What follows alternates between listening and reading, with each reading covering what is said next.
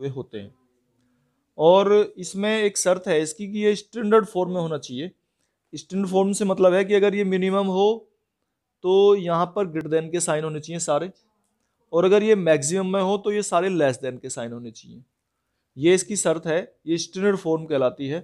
तो इसमें अगर हम देखते हैं तो ये दोनों हमारे पहली इनइक्वालिटीज हैं, ये तो हमारी ग्रेटर देन में है, लेकिन ये लेस देन में लिखी हुई है, तो इसको भी हम ग्रेटर देन में ही चेंज करेंगे और इन्हें स्टैंडर्ड फॉर्म में लिखेंगे।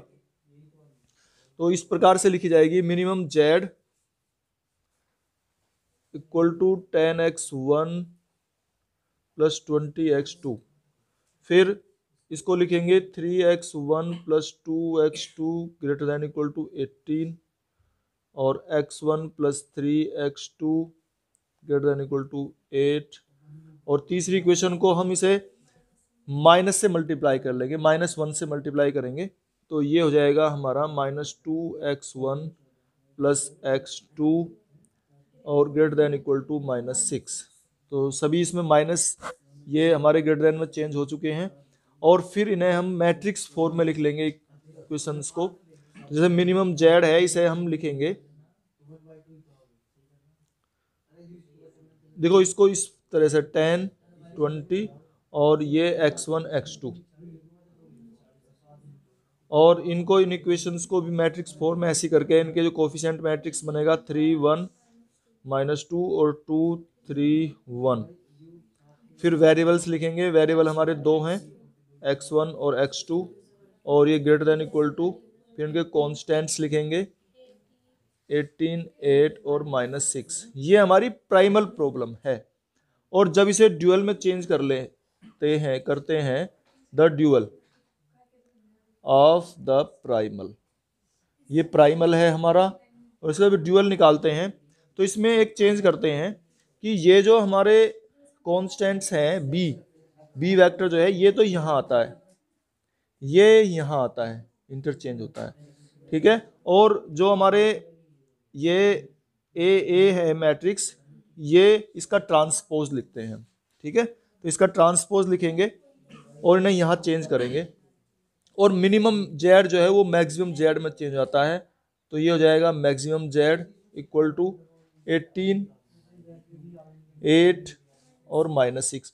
अब चूंकि 3 यहाँ पे ये कांस्टेंट आ गए, तो 3 वेरिएबल फिर होने चाहिए इसके साथ में, तो इसे हम चेंज करके लिख लेंगे फिर y1 y2 और y3, ठीक है। और यहाँ पर इनको हम इसका ट्रांसपोज लिखेंगे, तो ट्रांसपोज इसका आ जाएगा, ये हो गया 3 1 -2 है ना, और 2 3 1।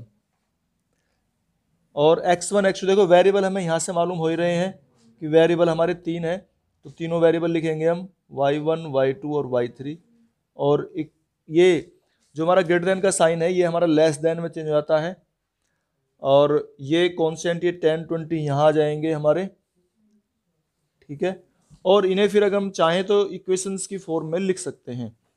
अब इक्वेशन की फॉर्म में कैसे लिखेंगे हम, देखो जो पहले वाले ये है हमारा ऑब्जेक्टिव फंक्शन, इसको लिखेंगे maximum Z equal to 18 y1 plus 8 y2 और प्लस -6 y3। और ये जो हमारी इनइक्वालिटीज हैं, इन्हें लिखेंगे 3y1 प्लस y2 -2 y3 और लेस देन इक्वल टू 10। फिर दूसरी इनइक्वालिटी लिखेंगे 2y1 प्लस 3y2 और प्लस y3, ठीक है, और लेस देन इक्वल टू 20। इस तरीके से हम ये ड्यूअल प्रॉब्लम निकाल लेते हैं, ये ड्यूअल कहलाता है।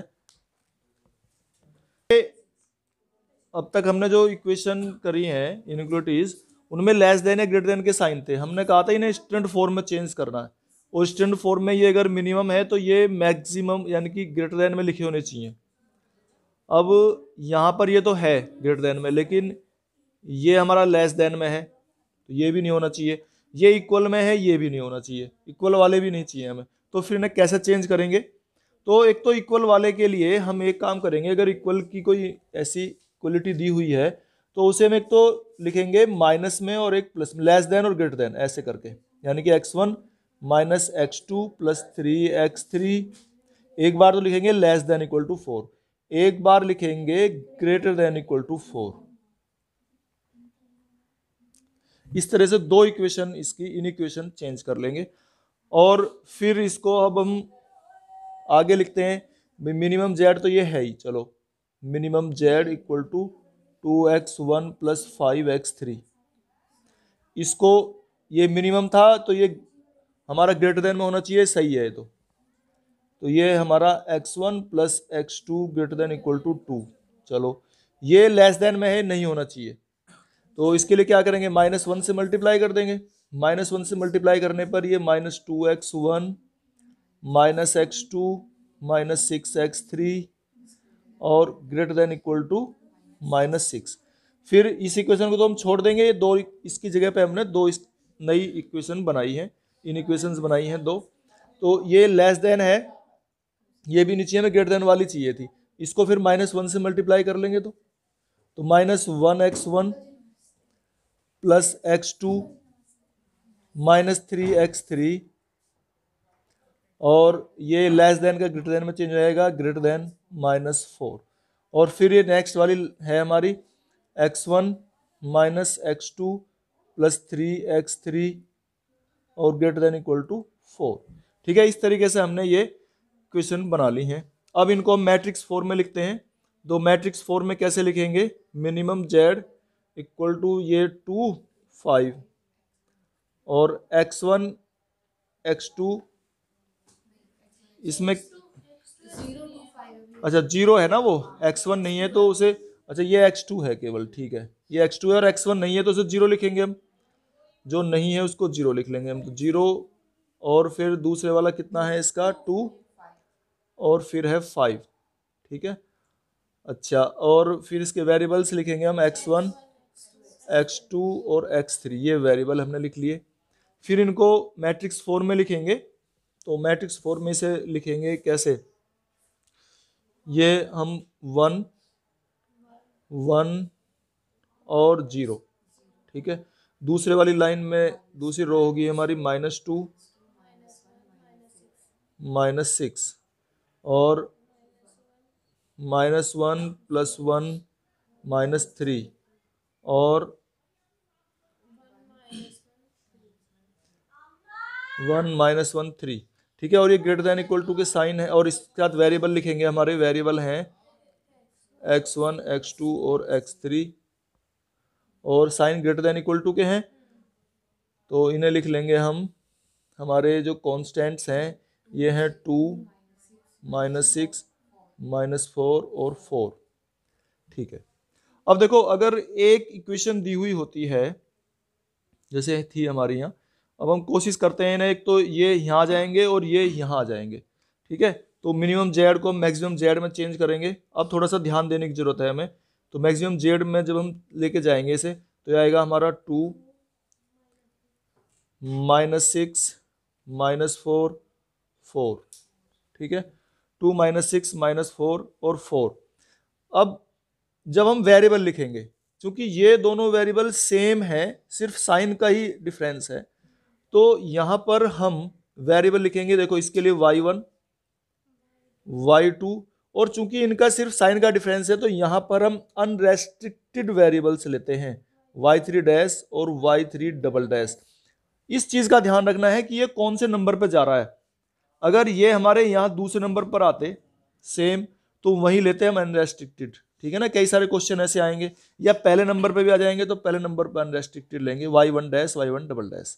इस चीज़ का हमें ध्यान रखना है।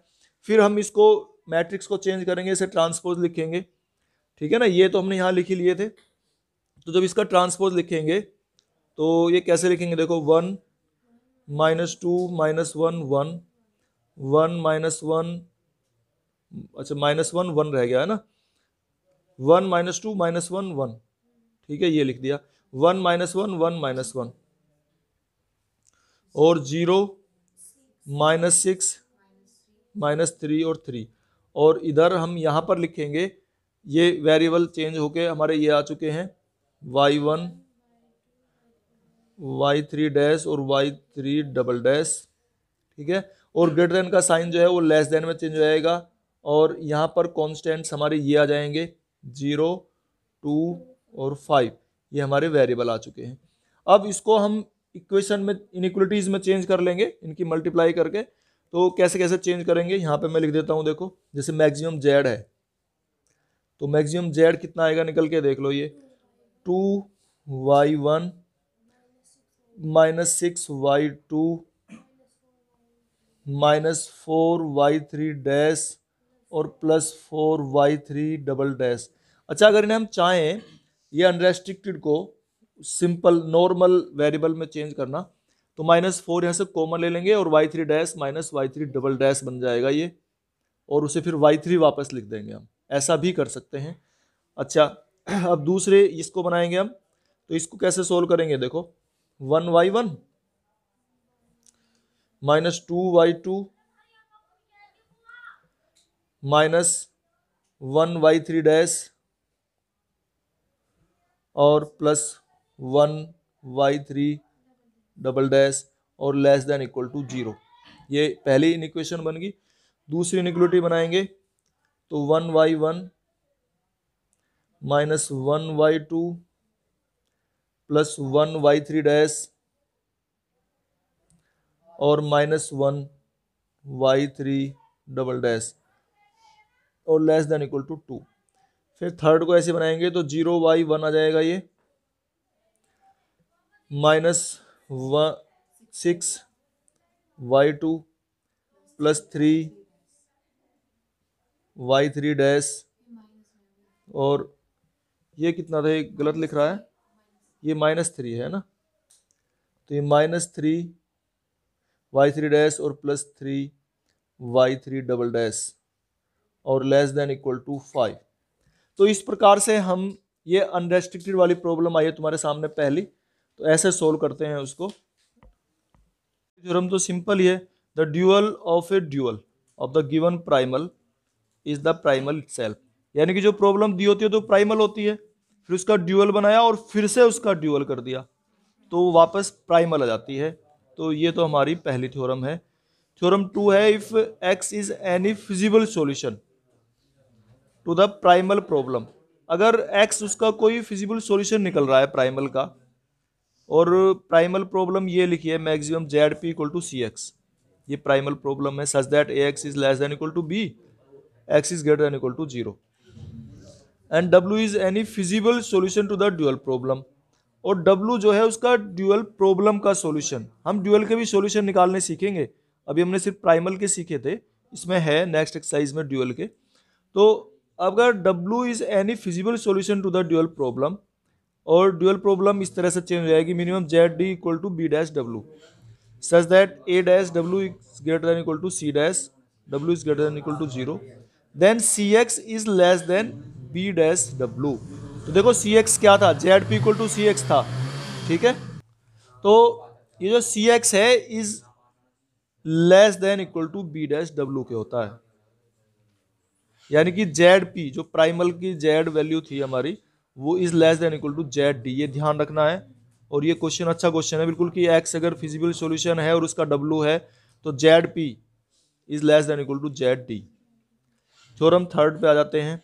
थ्योरम थर्ड है, if X is a feasible solution to the primal problem, maximum Z P equal to C X, such that A X is less than equal to B. अगर x कोई फिजिबल सॉल्यूशन है primal problem का और x is greater than equal to 0, w is a feasible solution to its dual, w इसके dual का solution है, और dual है हमारी minimum Z D equal to B dash W, such that a dash w is greater than equal to c dash, then x is an optimal solution of the primal and w dash is the optimal solution of the dual. तो x हमारा optimal solution होता है primal का, और W जो है optimal solution होता है ड्यूअल का। तो इसमें हमें Z P equal to C X और एक्स इक्वल टू बी, और दूसरे में भी दिया हुआ था हमारा, और अगर ये इस तरह से कह रहा है कि अगर C X equal to B W के हों, यानी कि जेड पी और जेड डी दोनों इक्वल हों, जो मैक्सिमम जेड उसमें और मिनिमम जेड इसमें निकालेंगे, अगर दोनों इक्वल हैं तो एक्स ऑप्टिमल सॉल्यूशन होता है प्राइमल का और डब्ल्यू ऑप्टिमल सॉल्यूशन होता है ड्यूअल का। अच्छा, फिर है बेसिक ड्यूअलिटी थ्योरम।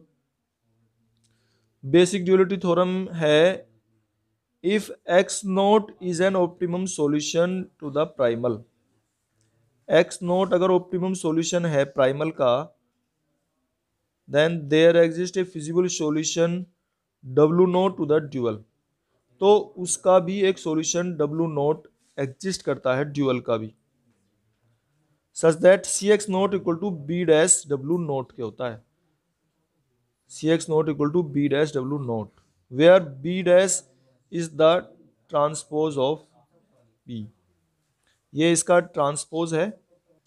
तो फंडामेंटल ड्यूअलिटी थ्योरम में है इफ आइदर द प्राइमल और द ड्यूअल प्रॉब्लम, कि या तो प्राइमल या dual problem has a finite optimal solution, या तो प्राइमल का या ड्यूअल का अगर फाइनाइट ऑप्टिमल सॉल्यूशन है, then the other problem also has a finite optimal solution. यानी कि अगर मान लिया प्राइमल का फाइनाइट सॉल्यूशन है तो ड्यूअल का फाइनाइट होगा, और अगर ड्यूअल का है तो प्राइमल का होगा, ये इस बात को कह रहा है। And the optimal values of this objective function in both the problems are same, और ऑप्टिमल वैल्यूज जो हैं ऑब्जेक्टिव फंक्शन की वो सेम होती हैं। तो ये फंडामेंटल ड्यूअलिटी थ्योरम है, बताई है कि अगर प्राइमल का फाइनाइट ऑप्टिमल सॉल्यूशन है तो ड्यूअल का भी फाइनाइट ऑप्टिमल सॉल्यूशन होगा, या ड्यूअल का है तो प्राइमल का होगा, ये चीज इसमें बताई है, और दोनों सेम होते हैं।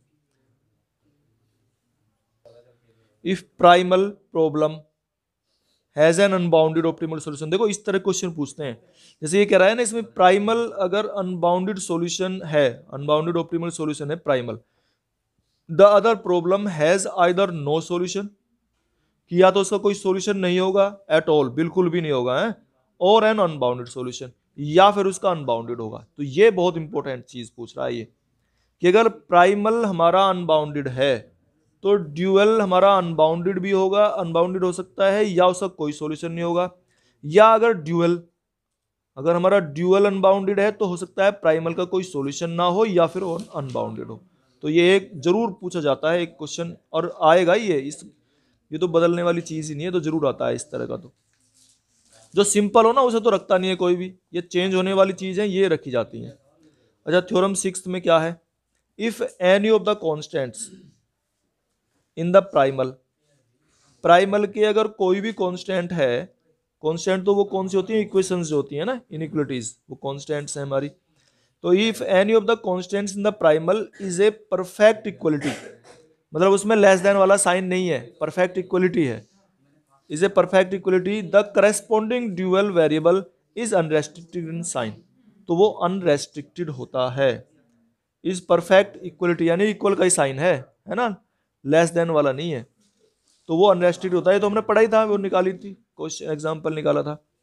चलो ठीक है, थ्योरम 7 पे आ जाते हैं। If any variable of the primal, अगर प्राइमल का कोई वेरिएबल अनरेस्ट्रिक्टेड इसने दिया हुआ है in sign, the corresponding constant in the dual will be a strict equality, तो उसका जो करस्पॉन्डिंग कांस्टेंट बनेगा, अगर मान लिया इसमें दिया है if any variable of the primal is unrestricted, यानी कि पहले नंबर का वेरिएबल इसने बताया कि वो अनरेस्ट्रिक्टेड है, जैसे x1 कह दी कि x1 अनरेस्ट्रिक्टेड है, तो the corresponding constant in the dual में जो उसका करस्पॉन्डिंग कांस्टेंट होगा, यानी कि पहले नंबर का जो कांस्टेंट होगा वो विल बी स्ट्रिक्ट इक्वलिटी, वो स्ट्रिक्ट इक्वलिटी में चेंज हो जाएगा पहले नंबर का। अगर दूसरे नंबर का है अनरेस्ट्रिक्टेड तो उसमें दूसरे नंबर का वो हमारा इक्वलिटी में चेंज हो जाएगा, ये है, ये बात कह रहा है। तो ये भी अच्छा क्वेश्चन है। इसके बाद है इसमें एग्जिस्टेंस थ्योरम।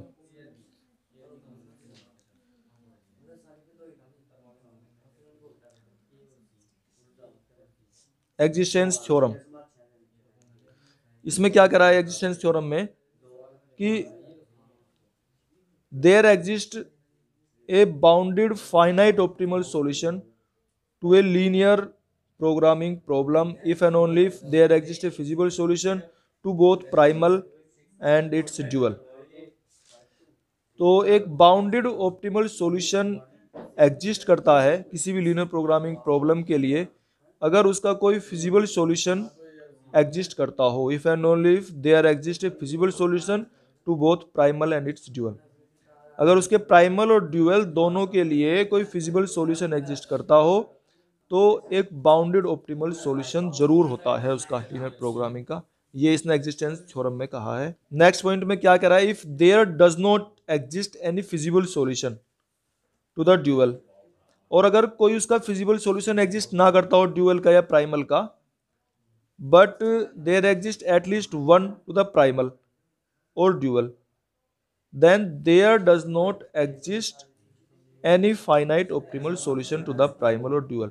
ये कह रहा है कि अगर प्राइमल का कोई एग्जिस्ट ना करता हो तो there does not exist any finite optimal solution to the